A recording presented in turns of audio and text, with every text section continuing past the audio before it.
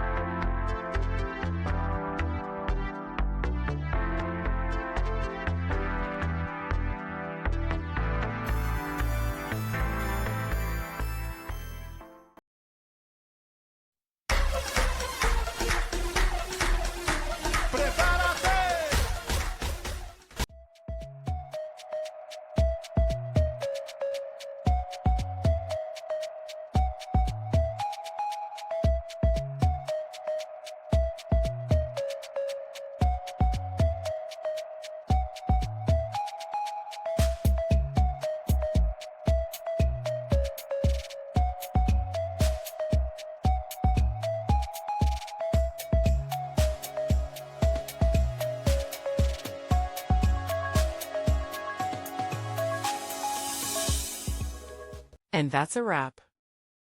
I hope you found the answer you were looking for. If you did, take a second to hit that subscribe button. It really helps out. And let me know in the comments which solution worked best for you. See you next time in the debug zone.